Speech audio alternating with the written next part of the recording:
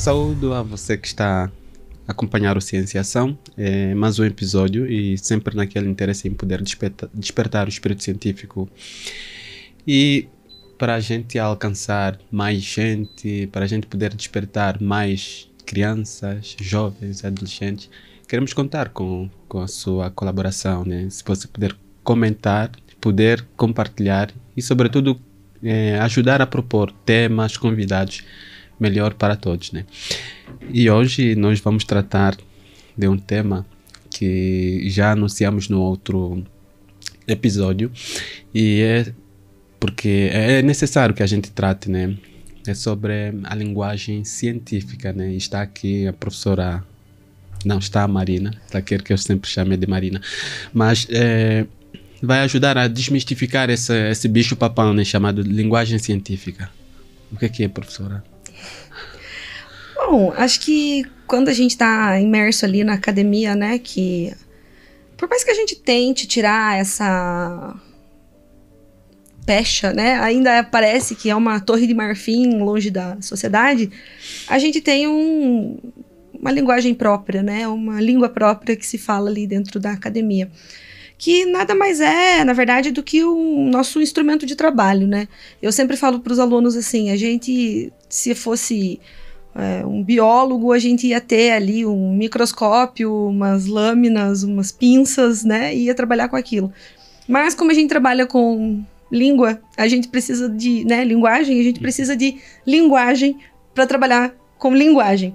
Mas não só o pessoal da letras assim, né, o pessoal da filosofia, da história, das ciências sociais, da filosofia, do direito, da economia, né? Muita gente que está trabalhando com esse tipo de coisa precisa de palavras para expressar conceitos, né, que são coisas abstratas.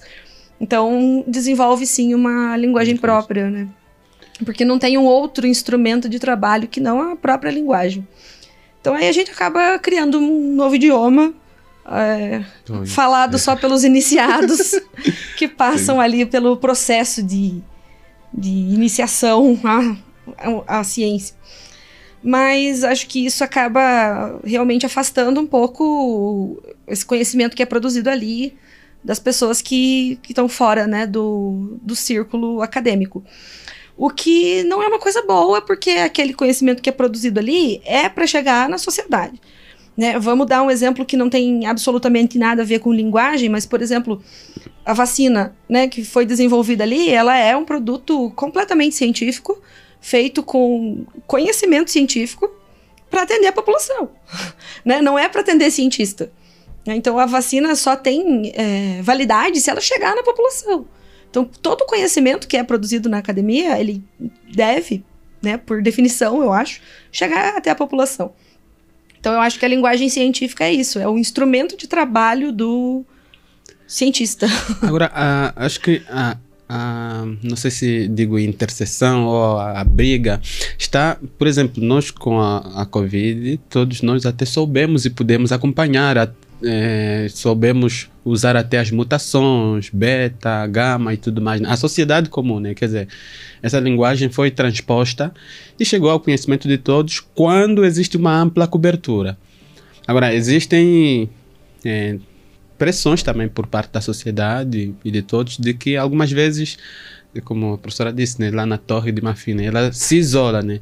Então, a questão é, será que é preciso haver um distanciamento? É necessário, será que a linguagem científica se torne apenas científica? Não, com certeza não. Não é necessário que exista um distanciamento. Mas ainda para pegar o exemplo, né, da Covid e das vacinas, também só foi a primeira vez que a gente aprendeu sobre isso, né?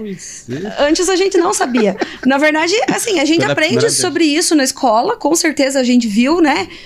Como se produzia vacina e tal. Eu me lembro de ter aprendido na escola lá como é que inventaram, na verdade descobriram, né, a penicilina. Mas, assim, quão avançada está a tecnologia de produção de vacinas em relação à produção da penicilina, né? Muito mais avançada. E a gente só aprende lá a pré-história do negócio e depois a gente não acompanha. Então, realmente, assim, existe isso, mas a gente não fica sabendo.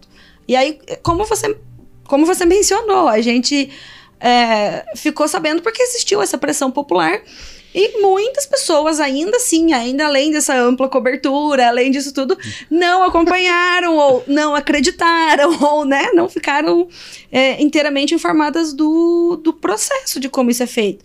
Mas finalmente se pode acompanhar, né? Isso, mutação do vírus, ou as várias formas de se desenvolver uma vacina, porque tinha um laboratório tentando de um jeito, outro laboratório tentando de outro, né? Enfim, uma grande cobertura mesmo, né? E eu acho que com a Covid a gente teve uma experiência única entre as várias, né, que foram únicas, né? Uma delas é quase que na prática ter havido o que hoje a gente chama de alfabetização científica, né? E ao mesmo tempo, quer dizer, a alfabetização que se deu em dois lados, né? A sociedade teve todo esse acompanhamento, mas também a gente viu os cientistas, inclusive, se servirem do WhatsApp, todos os mecanismos disponíveis, né, para poder levar a mensagem, né? O pior é que a resistência sempre acontece. O que, assim, só aqui cá entre nós né, cá entre nós... segredos, né? Não segredos, mas assim, um desabafo pessoal. Uma coisa que me chocou particularmente, porque assim, como eu te disse, né, aprendi isso na escola. Foi a primeira vez na minha vida que eu vi as pessoas questionarem vacina. Foi uma coisa assim, como vamos questionar a vacina, sabe? Não quero vacina desse laboratório, sendo que antes nunca ninguém viu qual era o laboratório que se produzia vacina. Sabe, umas coisas tipo assim, sempre aprendi na escola, por exemplo, se você for picado por uma cobra, você precisa tomar soro antiofídico, né, assim, o soro para né, quebrar lá o veneno da cobra. Nunca ouvi falar que tivesse vários laboratórios, entendeu? Uma coisa assim, enfim. As pessoas questionando ciência, indústria farmacêutica, e não pessoas, enfim, né. Segredo. Né, uma coisa assim... Mas a preocupação por parte, eu digo mais do lado da academia, tem sido em relação ao esvaziamento, né? De que não, se a gente baixar de nível ali, a gente esvazia isso que é tão precioso, né? E é como que algo sagrado, né? Que a comunicação tem que ser daquela forma e com aqueles códigos, né? Não é em vão que ainda, mesmo na Covid, a gente está a usar códigos gregos, né? Beta, gama, alfa, né? São... apesar de se entender que são as formas mais, não sei se a palavra universal se aplica, né? Mas é uma forma muito mais comum de envolver toda a comunidade científica, né? Porém, na sociedade há essa preocupação de a linguagem científica é para os cientistas, não é para nós. Então, que fique lá. E a gente consome ciência no dia a dia sem aquele máximo cuidado, né? Por exemplo, a pergunta que algumas vezes fazem, né? Quem consome um produto primeiro olha na receita, sei lá, né? São poucos, assim, que leem, né? A bula, sei lá, e tudo mais, né? Então, será que o esforço tem que ser dos dois lados? Ou tem que ser apenas dos cientistas que têm que baixar de nível? Nossa, que pergunta boa. Que pergunta boa.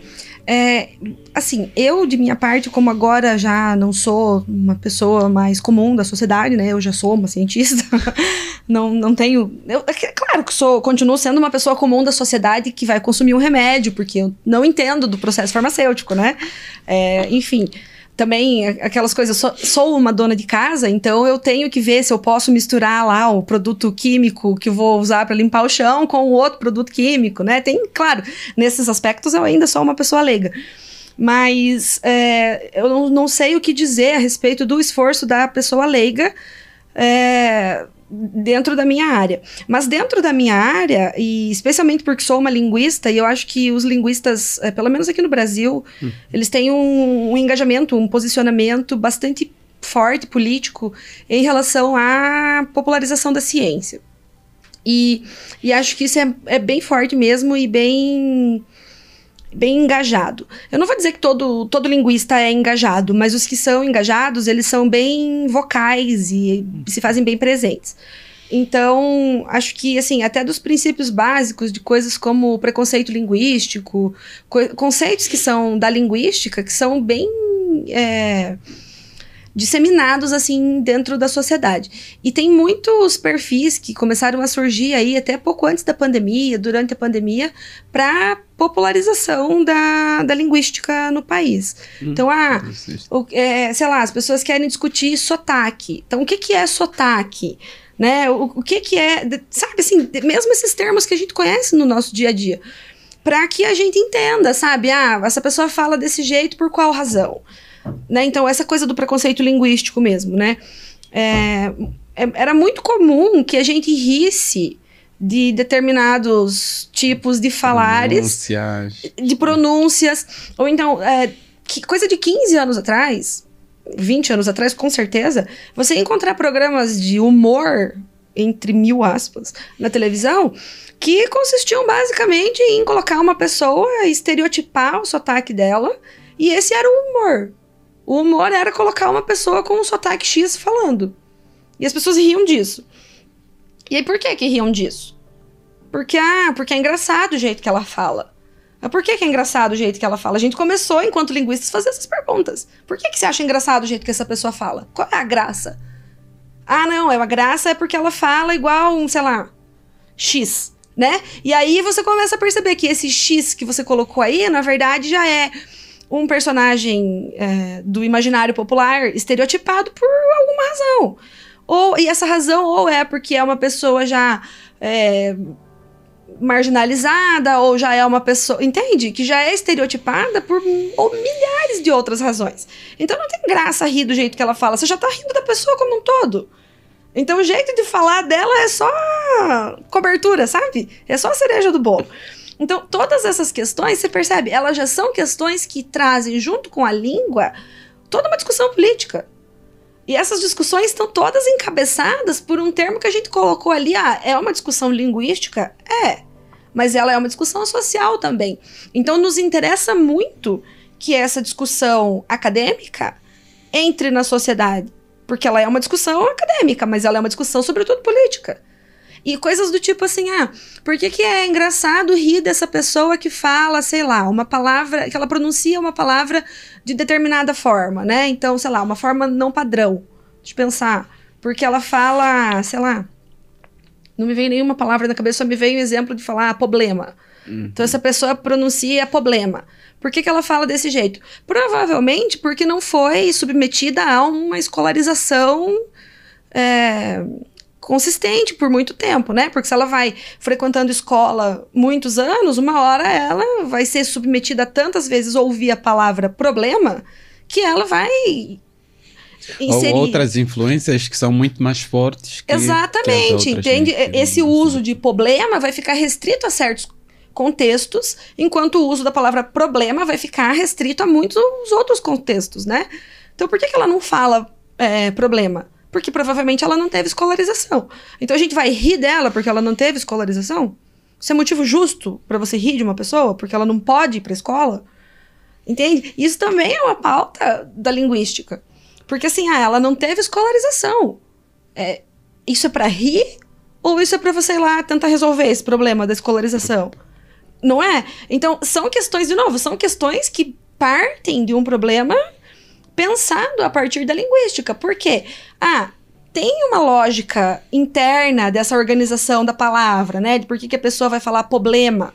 Ela vai tirar ali esse som de re ali do meio, né? Porque é problema. Historicamente, esse som ali de re no meio dessa sílaba, ele foi caindo, blá, blá, blá, desde o latim. Tem um monte de história.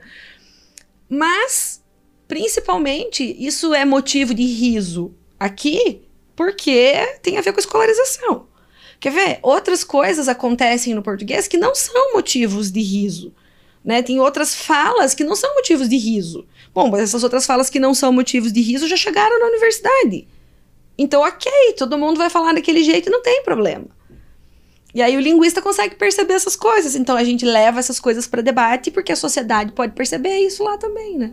Interessante. Enquanto falava, me lembrei das várias iniciativas que têm sido promovidas pelo Instituto Butantan, entre as quais a questão do humor, né, tem sido muito presente. Acho que a gente foi este ano por 2 vezes lá. Tem vários espaços assim lá dentro do Instituto Butantan, que convidam assim, humoristas, tudo em torno da ciência, mas servindo de diferentes linguagens, né? E é muito bonito, assim, este ano foi inaugurado o Museu da Vacina, que você entra, acompanha todo o processo, como foi, né? São diferentes linguagens, mesmo o próprio museu em si, né? Para convidar e as pessoas que... O negacionismo foi muito forte, né? Olha, veja mais ou menos como é que acontece, né? Porque...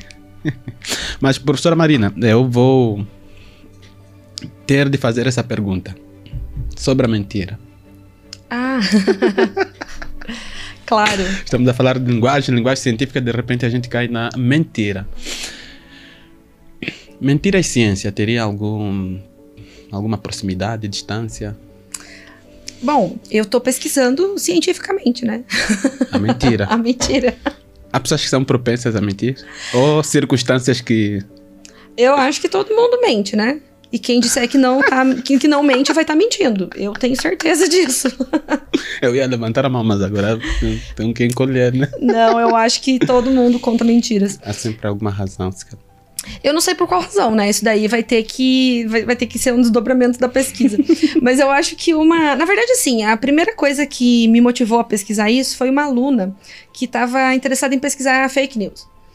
E a partir do momento que ela quis estudar as fake news, eu pensei que, assim, eu podia abordar essas fake news por vários meandros. Tipo assim, é um objetão de pesquisa, né? E aí pensei, bom, o que tem de básico nisso aqui, né? Bom, acho que a primeira coisa que eu consegui pensar foi, bom, elas são fake news porque elas são mentiras. Né? Então vamos lá pensar, por que isso é mentira? O que faz de uma coisa ser mentira? E aí a gente foi tentando entender por que determinadas coisas são mentira. Porque vai ter tipos e tipos e tipos de mentira. Né? Vai ter uma mentira que você vai contar, mas aí você não quis enganar a pessoa, daí não é exatamente mentira. Né? Então, sei lá, eu falo pra você, hoje eu vou chegar aqui 5h30. Daí eu me atraso e chego 5h35. Mas quando eu disse pra você que eu ia chegar às 5h30, eu não tava mentindo. Eu disse a verdade. Só que não cheguei às 5h30.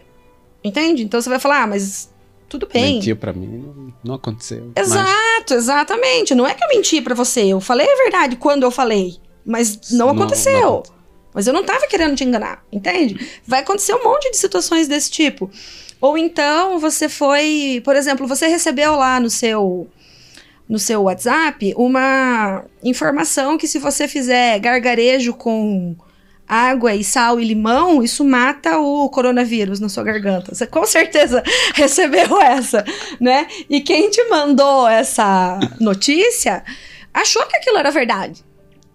Mas é mentira. Mas quem te mandou achou que era verdade. Então, quando essa pessoa te mandou, ela mandou uma verdade ou uma mentira? Então, essas perguntas, elas foram intrigando a gente. Porque a pessoa que te mandou, com certeza não quis te mandar uma mentira. Apesar de ter mandado. Ela não tinha intenção de te enganar. Ela tinha a intenção de te ajudar, né? Mas ela não ajudou. Mas ela não sabia. Então, a gente foi pesquisando e tentando entender, assim, o que uma coisa precisa ter para ela ser considerada mentira. Né? O que todo mundo aqui tem que entender que aquilo tem para ser uma mentira. E aí a gente foi fazendo... O primeiro experimento que a gente fez foi bem legal, porque era um experimento que um professor meu lá na Universidade Federal do Paraná sempre tinha mencionado, que era um experimento que ele orientou de um então rapaz naquela época, né, chamado Delson Biondo, que ele replicou de um experimento, acho que norte-americano, que tinha feito assim. Eles fizeram, acho que 14 ou 24, acho que terminava com 4 historinhas, e nessas historinhas eles mexiam em algumas questões e depois ele entregou essas historinhas para que os entrevistados lá decidissem se aquelas histórias eram histórias com verdade ou com mentira. E aí ele pegou esses dados e avaliou. Só que ele tinha poucos entrevistados, porque ele fez enfim, era 1994, ele datilografou e depois xerocou as cópias, ele conseguiu pouquíssimas pessoas, né? Colocou um grupo lá de estudantes universitários e ficou entregando as folhas lá para ver quem que podia. E eu fiz isso no Google Forms. e repliquei, botei nas redes sociais e pedi para as pessoas compartilharem. Então eu consegui quase 1000 respostas. Assim, faltou acho que 5 ou 6 respostas para dar 1000. Então foi um volume de dados absurdo, assim. Eu ainda não consegui terminar de tratar aqueles dados. E aí ele, assim como ele, eu só distingui entre gênero, né? Se era masculino ou feminino. E aí, para esse experimento papel de gênero, né? É o que importa. Então, assim, não importa se é uma pessoa cis ou trans, importa se, né? Performa masculino ou feminino. E idade, eu acho. Eu sei que era pouquíssimo controle, assim. Acho que grau de escolaridade também. E aí você vê umas coisas interessantíssimas, assim, tipo historinhas que 33% acha uma coisa, 33% acha outra e 33% não sabe. Era muito legal. Então tinha umas historinhas tipo assim, ó. Essa aqui é uma das mais legais. Uma criancinha acordou dizendo que não vai pra escola porque tá com febre, mas na verdade ela não queria ir pra escola porque tinha prova de matemática e ela não tinha estudado. Então ela tava querendo enganar a mãe. Daí a mãe vai lá e verifica se ela tá com febre e a mãe descobre que ela tá mesmo com febre. E daí perguntava assim, a criança mentiu ou não? Pode ser. Tá vendo? É difícil de avaliar. E aí então a gente foi a partir dessas historinhas aí avaliando e tudo mais até a gente chegar à conclusão do que era mentira. Depois desse estudo aí, ele desenrolou e tudo mais, tem aí os artigos publicados se vocês quiserem ler. Mas aí a gente foi achando que aqueles critérios eles não estavam muito bons, aí a gente desenrolou um pouco mais e tal, até a gente chegar aí mais perto do que parece uma caracterização mais filosófica aí do que é mentira, né? Esse texto aí da caracterização filosófica ainda não está publicado. Já deve estar saindo, mas ainda não está. E aí a gente está tentando fazer essa relação aí com as fake news, né? Porque antes de mais nada você precisa de uma mentira. Aí depois você precisa que essa mentira se espalhe. Mas aí você precisa, assim, a pessoa que criou a fake news, ela tem que saber que aquilo é mentira. Aquele criador lá, né? A indústria da fake news lá, o suposto... Máquina, ou o gabinete, né? Exato, o gabinete criador das fake news, que a gente não sabe, não tem a menor ideia de quem é que tá financiando. Sabe que aquilo é mentira. Ele não tá criando aquilo desavisadamente, né? Ele tá criando com o propósito de enganar. E, inclusive, tem um podcast muito bom que eu passo o link depois, que entrevista e tem um documentário também, que entrevistam as pessoas que criam as fake news, assim, bem legal. E aí eles têm que disseminar isso aí. E a hora que eles disseminam, vai ter gente que vai acreditar e vai ter gente que não vai acreditar. E aí quem acreditar vai passar adiante. Então aí eu encontro o teu projeto pessoal aí de divulgação, porque, na minha opinião, o único jeito de você barrar isso é fazendo as pessoas terem discernimento para lerem aquilo e serem capazes de dizer, não, isso aqui não tem condição. Porque a partir desse ponto, isso morre. Se a pessoa não disseminar, ela morre. Só que se ela continuar disseminando... Passa. Exatamente. Ela dissemina aqui, que daí dissemina para mais 5, que depois dissemina para mais 5. E agora que a gente tá nessa época aqui do deepfake, né? Que você tem ali o ChatGPT, o GPT, ou você tem essas inteligências artificiais criando imagens, coisas desse tipo, criando vídeos, né? Ou inteligências artificiais que fazem a voz, né? A partir de trechos de voz da pessoa, como esses que eu tô fornecendo aqui, né?